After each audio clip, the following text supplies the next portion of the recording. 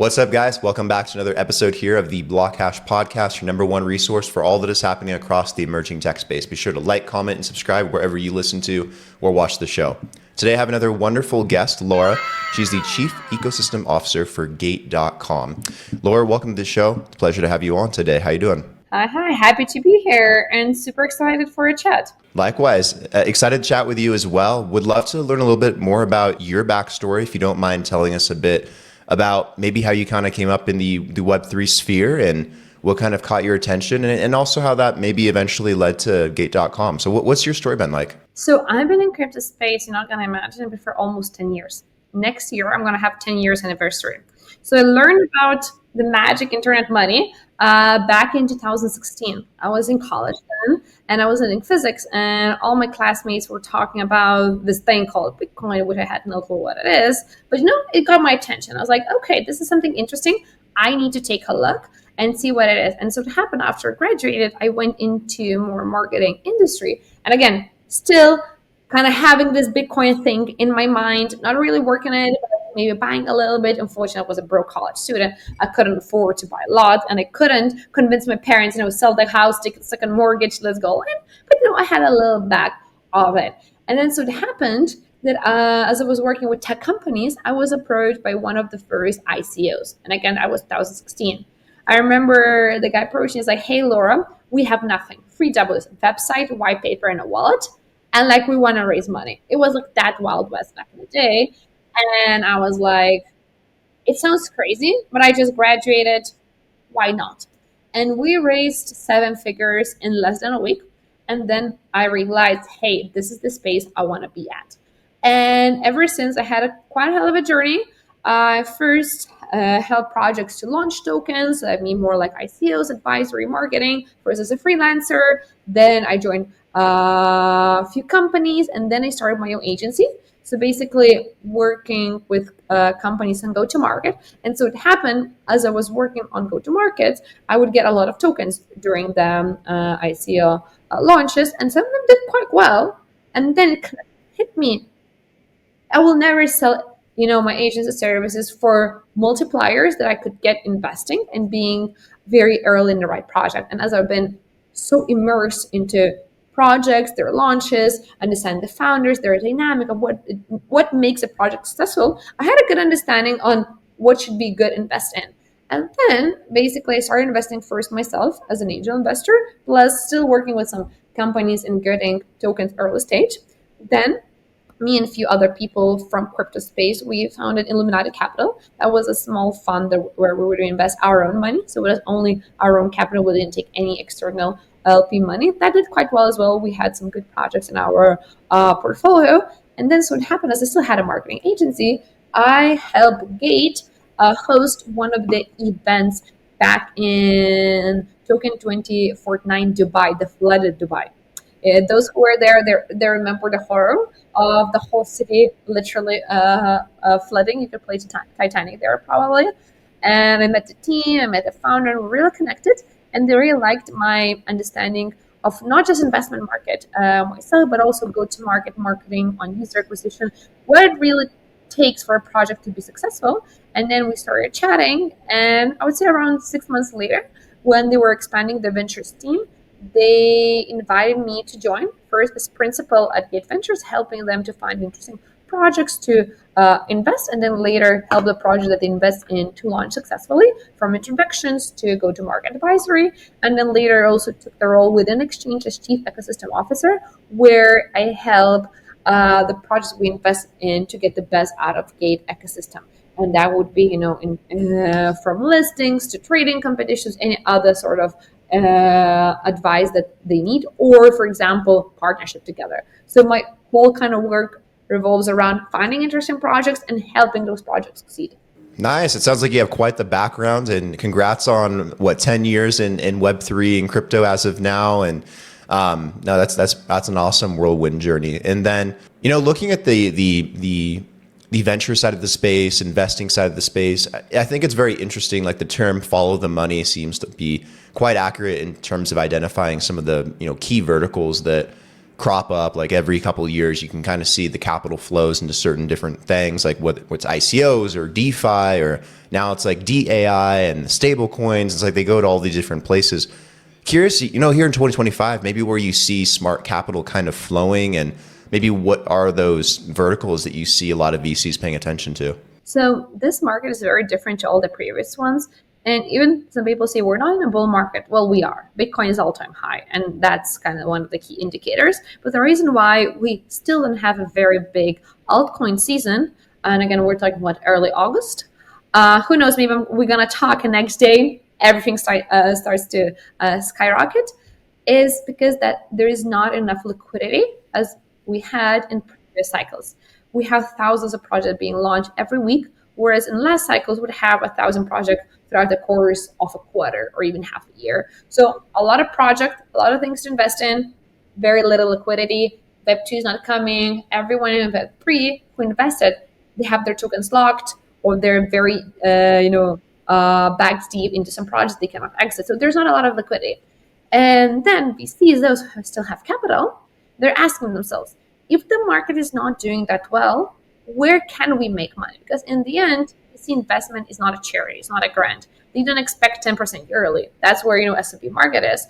They want 10x's, 20x's. And who makes money in this market is not token projects anymore. It's projects that generate revenue and have profit. Well, of course, exchanges are doing well, market makers, a lot of B2B and B2C products that don't even have a token is doing well in this market and actually being profitable. So now VCs are looking less into token deals, into softs, and they're looking more into equity deals. And number thing that I'm always asking when I'm talking with a project, okay, you have a token, amazing, but what's your revenue? What's your plan to acquire users, clients? How are you gonna go to market to actually sell your service and get paying users or clients? So that's number one thing. That's a very, very big shift. Also, valuations. In previous markets, we would see early stage projects raising at 50, 100 million valuation at the very early stage. In this market, it's not sustainable because, again, you ask the question, if the project is raising at pre-seed or seed as a, let's say, 50 million valuation, once it's going to launch, for us as a VC, and again, VC market is a very, very competitive market when they want those multipliers. They're going to launch at what, 500 billion valuation? Will they sustain the token price? Will there be enough liquidity? And again, usually investors get really bad terms in terms of tokenomics. So once they actually gonna get token unlocks, it's usually gonna be between 6 to 12 months from the token launch. Will the price be anywhere near those numbers? The answer is probably not. That's why we're looking more into revenue generating products that need to invest, seeking investment on the equity and then token basis. So that's in terms of type of investment. Then when it comes to narratives, right now, we're very tired of anything AI agent related. I think that was a very, very big buzzword that all the VCs were focused on the last kind of 9 to 6 months. Right now, I'm looking very much into stablecoins and any industry that is adjacent to stablecoins. Because right now, we see that stablecoin users increase as a lot of more corporates are coming into cities that are using stablecoins for like cross-border payment, for settlements, for whatever else you need to.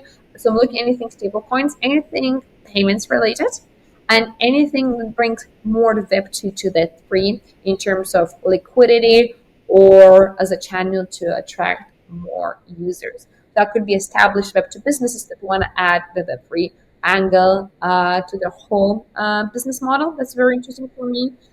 Anything RWA related, but again, RWA not a token deal or on the equity deal.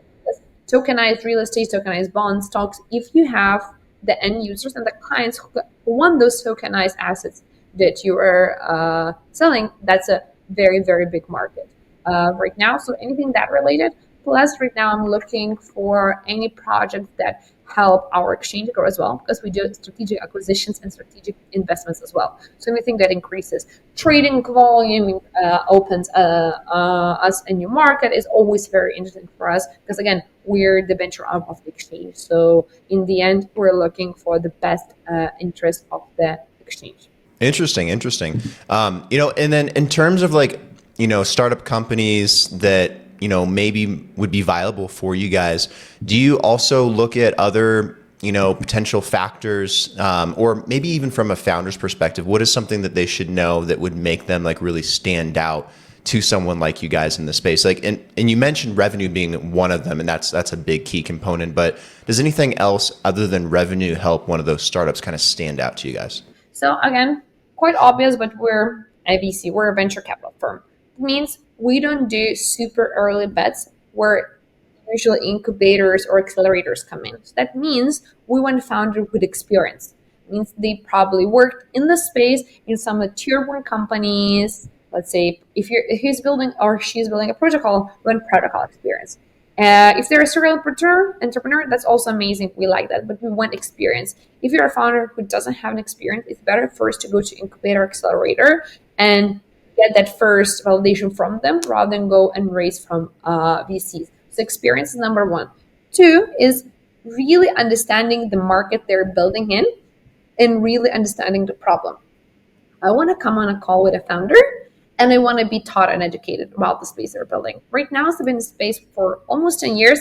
I know a pretty good high level understanding of like majority of narratives. I cannot go deep, but I know the high level. So if I meet a founder and they start to pitch and I'm like, oh, it's amazing what you're building, but what about company X or Y? They're doing kind of similar, or like how you're competing with them and they don't have the answer.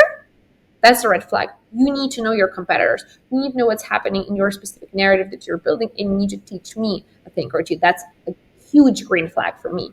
Number three is I want to understand their industry relationships, because in the end, either you have a friendship somewhere or you pay.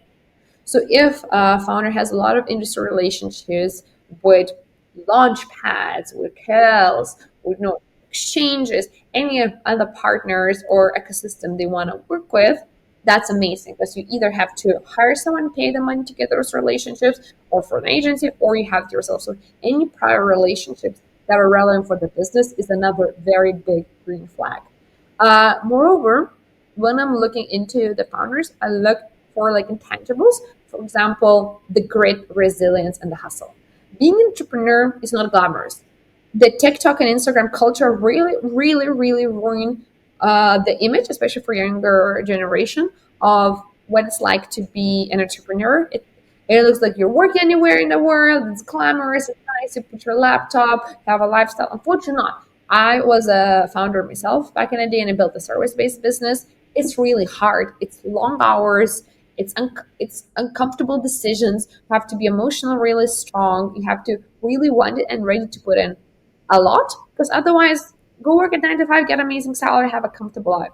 So we're always looking for a person who are ready to give it all in, because we want a founder with a high conviction. Moreover, is of course the team. Is not just the founder, it's everyone else. What is the team dynamic? How do they interact with each other? Do they have previous work experience together, which is a very big plus as well. Also, another, it's not that important, but it's usually a very good thing for me. If I see one very visionary kind of strategy kind of driven founder who's up there in the sky, has this huge vision, maybe a little bit unrealistic, but just has this amazing vision, conviction, and is a very good salesman or saleswoman, plus another very much doer, operations focused, process focused. Usually visionary plus process person combo is the best. So that's what I usually look for. Again, it's not necessary, but it's a very, very good bonus if we see that. Let's say CEO and COO or CEO and CTO. That's another very big bonus. And, it's also a gut feeling. You talk to a person and you try to evaluate within those 30 minutes of meeting them. Do you feel like you can trust this person? Do you feel you would want to work for this person? And do you feel you would buy something from this person? And that's intangible. If I talk to someone and be like, and I really try to put in the shoes, okay, let's say I'm just an employee looking for a job. Would this founder be a boss that I want to work for? Would I feel comfortable? Would I feel inspired? Would I feel motivated? Would I feel like they would open my potential? If the answer is yes, that's another really good flag. Same thing, whatever they're building, I'm thinking, would I want to buy from them? If they come on a call and try to sell me that thing, would I be convinced? Would I want to be like, yeah, shut up and take my money? Be like, yeah, no, I'm not sure. And I try to ask myself these questions and then see, and again, this is intangible. Like if I feel that I'm sold, that's already another very big green flag for me. Interesting. Yeah, I think that's really good advice for founders out there, because again, there's so many of them and there's so much oversaturation across all these different verticals in and out of Web3. I think that's definitely some stuff for them to keep in mind to help them really flourish and stand out with you guys. So appreciate that. Another question I have is on, women in Web3. And this is something that I get a lot and come across. And I'm curious maybe what advice or knowledge you can also offer to women that are interested in working in the space, building in the space, maybe starting their own company. And then do you have any maybe personal success stories that you could share that would help encourage them as well? Right now, actually, the space is very much dominated by women compared to what happened, what was 10 years ago. 10 years ago with a conference, and at best, I would see like 5%, 10%, that would be amazing of women. Right now, you would see, actually, in a lot of conferences, 30 to 40% of women. So it's gotten much better, yeah. It definitely got much better. And when I get this question a lot, and I always say like this, look, you're a woman, right?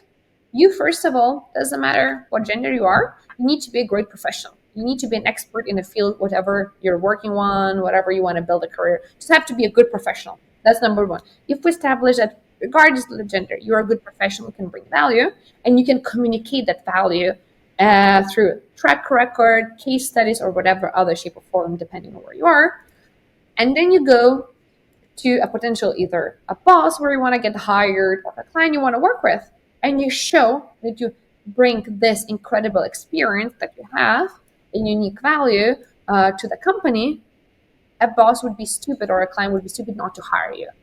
And then the question is, if someone who sees such a huge value of yours is not hiring you and is hiring based on, let's say, sexism, and let's say they don't like women, they want to hire, you probably don't want to work with that person because that person is not going to be successful either way of their approach to business. Because and then a good boss, whether it would be a client or someone you hired by, should focus on one thing.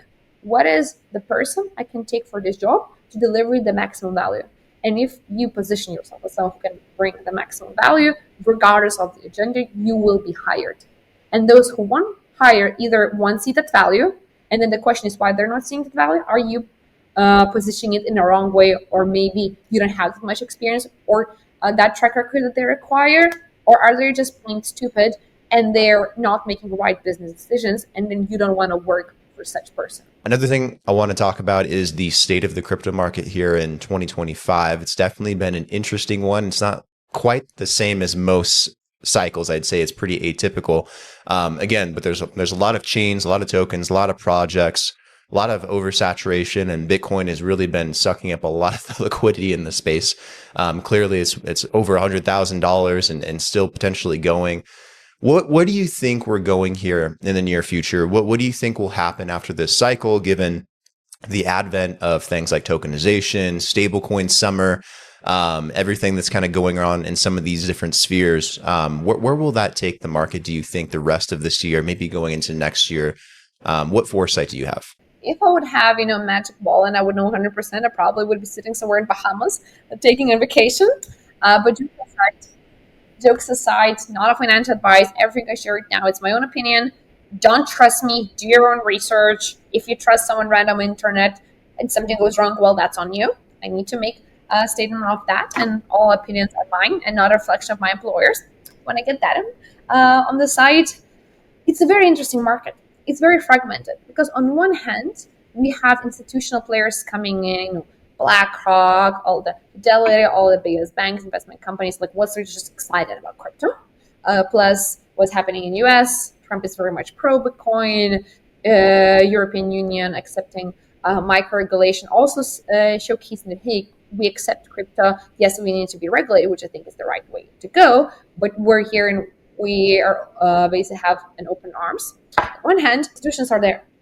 It's amazing. They're coming. They're pumping the Bitcoin price, as we can see. But then on the other hand, retail is not here. Altcoins are not pumping. But then let's ask ourselves a question, especially those who've been in previous cycles. Why did previous cycles we had those altcoin summers?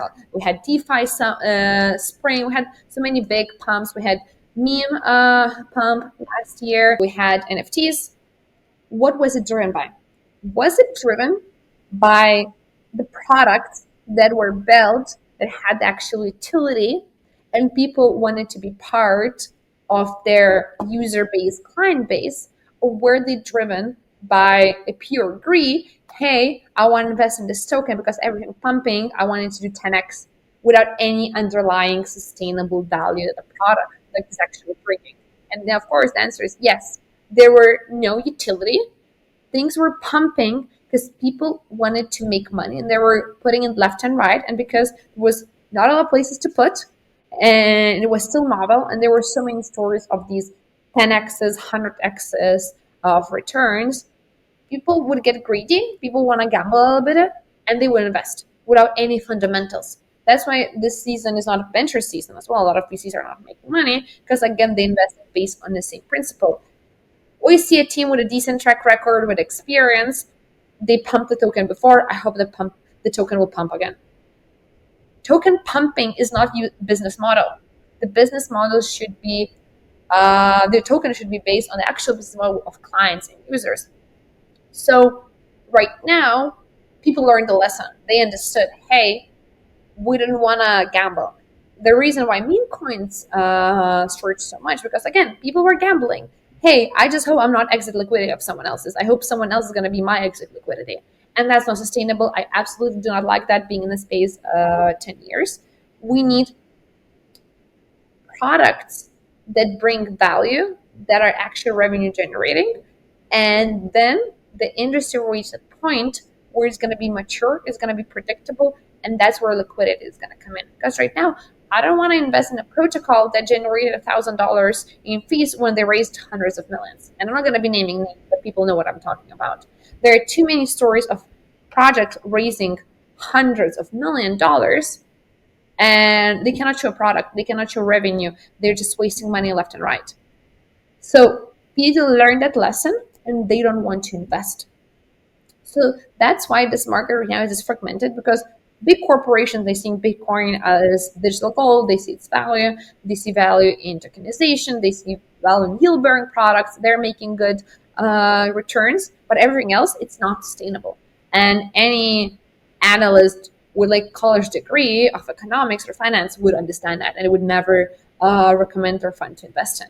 So now we have this gap that we need to kind of, I would say, suck it up and live for, of a lot of bad actors and bad companies who are there just to get the token, list the token, pump it, cash it out for them and investors to die out.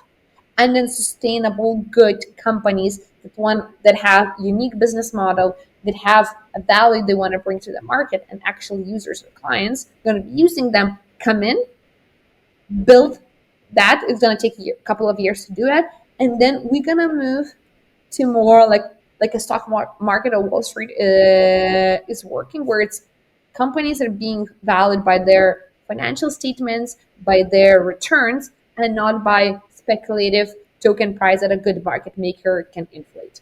Absolutely. I think you're spot on with all that. And I think the other big problem is there's so many degens in this space. It's kind of funny. We joke all the time, me and my friends, about how we used to be like this, take back your sovereignty in finance, and F the banks, and F the world order, and take your individual freedoms back. It was like very libertarian, freedom oriented, principled vibe. And then sometime after 2021, I think a lot of it had to do like Wall Street bets and taking on Wall Street. All these degens arrived, and then the NFT mania in 2021, I think, attracted like a weird sentiment or crowd into the space. And then it was like, oh, we just want to pump this and pump that, and BlackRock, please buy our bags. And it's like, what happened to the industry? I think there's a little bit of a changing of the guard in terms of this happening in the space, while it's also getting more institutionalized and adopted into the system for people to use on a day-to-day basis. Like stablecoins has done really well this year, and getting legislation passed and creating actual guardrails for companies to abide by. I think it's a little bit of a smokescreen, and I think that's probably why we haven't even seen like alt season for the most part this year. Again, maybe that happens in a couple weeks or a month or later in the fall, and I sound silly saying this, but I think that's largely why liquidity has been trapped into Bitcoin per se and ETFs, and it's just an interesting market right now. Yeah, 100%. And we need to understand why people were buying. For example, you mentioned NFTs. Why people were buying NFTs? Were they buying because they liked NFT? No, they were buying to showcase their wealth. It means, hey, I bought this $100,000 or $1 million NFT to put it as my Twitter picture to show how much money I have. That was the only reason, basically. Yes, there were like Yuga Labs, a couple of our communities where they actually grew beyond just an NFT and they created communities, but all the other were just a showcase of wealth. And number two, they bought it to flip it later. So for very much speculative purposes, and speculation never lasts long. Like either you or the next person is going to be someone's exit liquidity. Same thing was with memes. No one was buying it because, oh, I love the community, I want to have it. You have nothing. The meme is worthless in the end. That token is worthless. They're not contributing. Saying, hey, we have governance, that's not a utility. Saying, hey, you're going to get some future discount somewhere, that's, again, not a governance. That's not a utility. So people are buying for only one reason. I want to find someone in the future that's going to be a bit more stupid than I am, and they're going to be my exit liquidity. And what is that? That's MLM, the beautiful pyramid schemes that a lot of these businesses were built on. And I have very, very, as you can see, not a negative, but unhappy outlook of the space, because I want the space to be respected and accepted as part of our financial worldwide industry. And it's not going to happen until we're going to have these players coming into this space and basically ruining the image. If you remember what it was in 2016-17, what was Bitcoin? To buy drugs on Silk Road. Thank God we had a good PR crisis team throughout the years to kind of fix it, and now no one's talking about that. But now everyone's talking about gambling and casino-like behavior without one purchasing a lot of tokens. And that's not how the industry is going to mature. That's not how BlackRock will buy our bags. If you want BlackRock to buy your bag, invest in something that BlackRock would actually care, whether it's a sustainable business with a clear financials, track record, and revenue, and then profit. Absolutely. Absolutely. I think there's a big divide coming in the space at some point where people will have to decide where they want this industry to really go. Like, do they want it to be legitimized and respected, like you mentioned, or do they want it to stay very degen, meme, pump this, pump that, kind of garbage? So that'll be interesting to see how that shapes up in the future. And I'm sure Web3 will take its medicine and learn, but let's see what happens. And then what's on your horizon this year, Laura? What are you working on? What are you doing next the rest of 2025? Are you going to any events, conferences, engagements, or where can people find you? So I'll be attending WebEx conference in Japan. That's going to be end of August. I'll be speaking there. Plus, we're hosting our own event. I'm going to be in Singapore for Token. That's probably 80% of the industry. And then I'm going to be spending my October, November in Dubai. There's going to be a lot of conferences that I'm going to be attending. So that's where you can find me. I'm definitely going to be speaking at some of the events, so you can definitely find me in the speakers list. In terms of what I'm working on, so right now I'm mostly looking for interesting place for the exchange. So acquisitions to help further our business, as well as still we're investing, but then we're very selective with our investments. So anything revenue generating that brings real utility to the space. And I always say, I want you to solve a very niche problem that no one else is thinking about, but it has a massive potential. And that could be anywhere within infra, DeFi, payments, stable coins. That could be even AI, but please no AI agents. Please don't give me AI agents, especially if that's a ChatGPT wrapper. Like, we see through it. RWA is very interesting for us. Anything with tokenized assets, very interesting for me. So I'm looking for interesting deals that we can invest in that is gonna bring not just multipliers for the fund. That's our business model, but also would have a positive impact on the space. Awesome. And then where can people connect with you or follow you online on socials? Do you have an X? Do you have LinkedIn, or where are you at? Yeah, so I'm on Twitter, I'm on LinkedIn. Feel free to reach me in either of those. I think I'm going to link it somewhere here below the space. So feel free, my DMs are open. But if you pitch me straight to the point. What you're building, at what valuation, who is on your cap table, what is your team, and why you're uniquely qualified to build that. Because otherwise, I won't be able to go in front of my IC and present the project. Laura, I appreciate the time today. This has been a really fun conversation. Love learning a bit more about the VC side of the space, the investment side, and how you guys view the industry, the tips and advice for founders, for women. I think there's a lot of great stuff that came out of this interview, so I appreciate the time. Let's definitely do it again sometime here in the near future. If we're lucky enough to meet up in person at some point, whether it's where you're at or Colombia or some other place in the world, let's definitely do an episode too in person. But appreciate your time I'd today. love Thank to. you. Yes, thank you for having me here.